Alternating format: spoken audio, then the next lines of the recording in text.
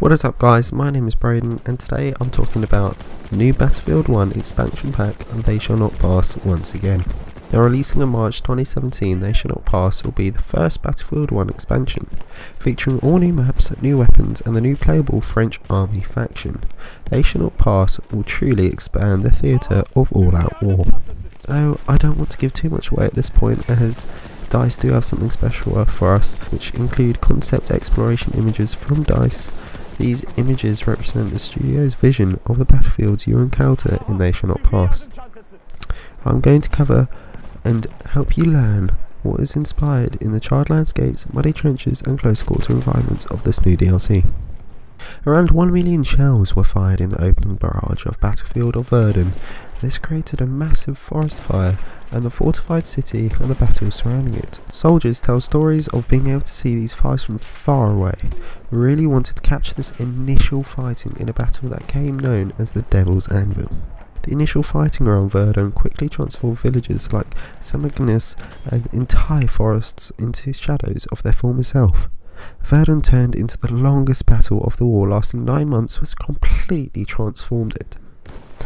Battlefield 1 wanted to allow their players to be part of the initial intense attacks in the cold of February 1916. The stories of heroic garrison inside Fort Vaux inspired DICE deeply. They fought a tough battle for every inch of the dark in these underground corridors. Down here, in the dark maze of galleries, the French and Germans fought ferociously with grenades, flamethrowers and even poison gases. Some 40 million artillery shells were fired over the course of the battle at Verdun, pulverizing the ground, turning the earth into a shattered lunar landscape.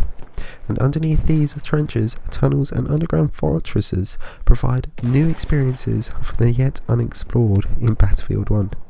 In contrast to Verdun, the Battle of Soissons in late 1918 inspired them to create a new set of maps that captured the massive French tank battle. The fighting revolves around the key bridges of a Seine River, and something big lurks around the village of Visims. Now, one of the multiplayer heights, Verdun Heights. The opening barrage of the Battle of Verdun created massive forest fires in which players will fight for domination. This is an uphill battle towards the massive fortress of Verdun, a constant grinding struggle where the artillery never stops, where the forge and the quoted Devil Anvil continues to consume the bravest combatants. Another map, Fort Vaux, is the first big engagement inside a fort during World War I, which takes place in the dark underworld of Fort Vaux. Down in the maze of dark galleries and wet stone corridors, French and Germans fight ferociously with grenades, guns, bayonets and flamethrowers, so be careful guys, watch your corners. One more map, Soissons, allows you to take part in one of the biggest tank assaults of World War I. The French 10th Army moves to take back Soissons using their powerful Saint-Chamond tanks. Planes, tanks and infantry clash in the beautiful French countryside in the early hours of the hot summer day. Only the thunderstorm is louder than the war. One more map, called Rupture, allows us to, in dire need, capture key bridges over the Seine River. The French find themselves back in the battlefields where poppies grow over a rusty wreck from previous tank battles. It may seem calm, but this maze of steel beasts provide an excellent place for those who plan an ambush. As sun sets over Fétigny, the battle wakes up. Along in this new DLC, a new game mode called Frontlines is being released. Now, this allows us to experience a mix of conquest and rust as you fight for change control points in the tug-of-war frontline. Both teams fight for one flag at one, and when this objective is captured, the action moves on to the next. Capture the enemy's HQ control point and the game turns into a rush-style selection, where telegraph poles need to be attacked or defended. Another key objective of this new battle pack, the new soldier.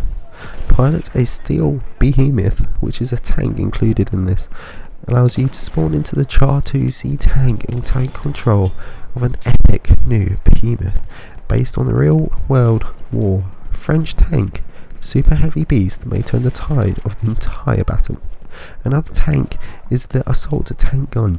The St. Chamans was the most heavily armoured allied tank of the war, which allows us, in Battlefield 1, to dominate the battlefield with its impressive French construction.